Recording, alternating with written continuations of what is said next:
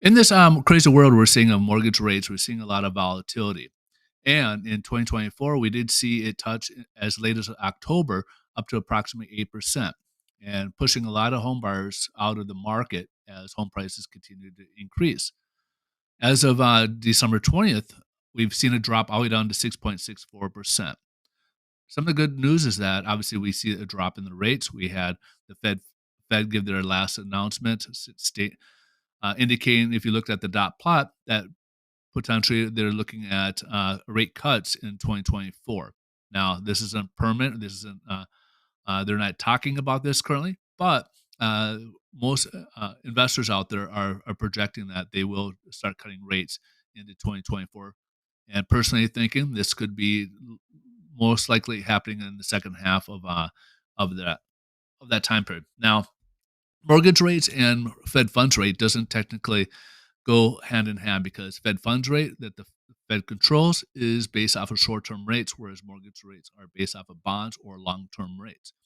So as we've talked about, uh, mortgage rates have dropped down approximately 1.5%, whereas the Fed funds rate remained where they were over the course of the past year. So we haven't seen any change in Fed funds rate, but we did see a drop in the mortgage rates.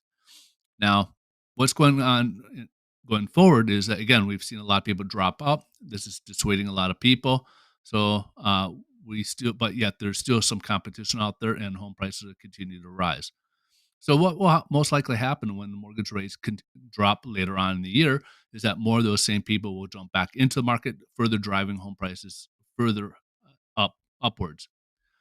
So one solution out there that could be for home buyers is take a look at the temporary buy downs programs. One of the ones I like personally right now is a reasonable one. It's called the 1-0 temporary buy down. And what that will do is it will temporarily reduce your mortgage rate by approximately 1% and then go from there to the base rate. So, for example, you have a base rate of 6.5% today. So, your first year mortgage payments will be based off 5.5%, and then the second year into the remainder of the 30 years, assuming you go with the 30-year fix, would be based at 6.5%. So what this will do is it'll help you to get into the home, have the lower payment, and then by after the year's up, before it reaches to that 6.5%, and if rates come down to that point of let's say 5.5%, or within some type of range, you can go ahead and refinance that into that lower rate and keep that more permanent basis. This way, you can avoid the bigger rush when more people jump into the market when rates actually uh, do decline, and this could help you out to obtain it.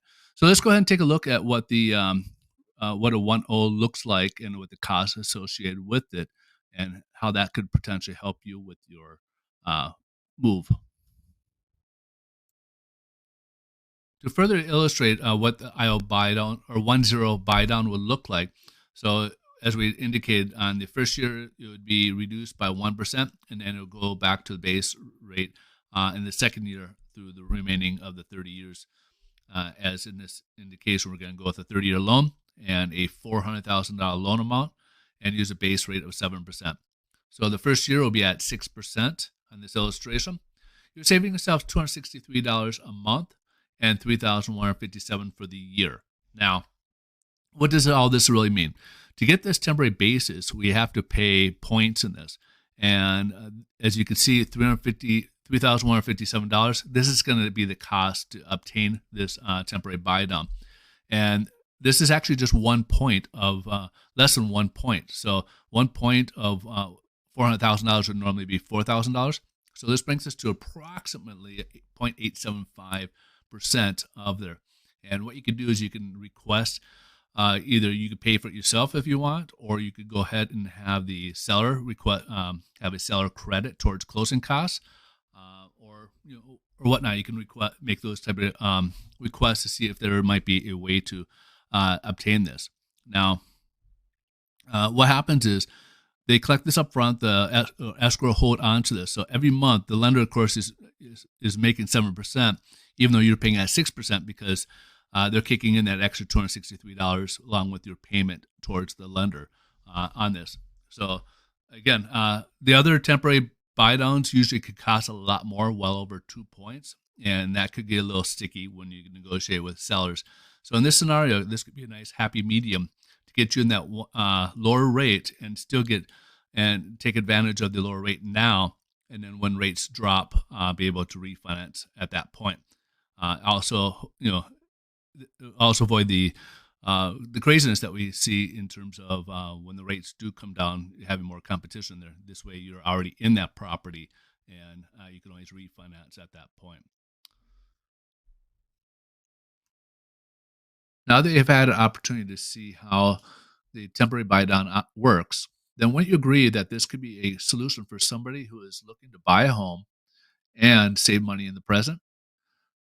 Speak with your mortgage advisor to see if this could be a good fit for you. If you'd like to reach out to me, we could discuss how this may benefit you and your family. For limited time, we are offering up to a $500 credit on appraisal orders and $500 towards a 1 year home warranty. Let me know how I may help.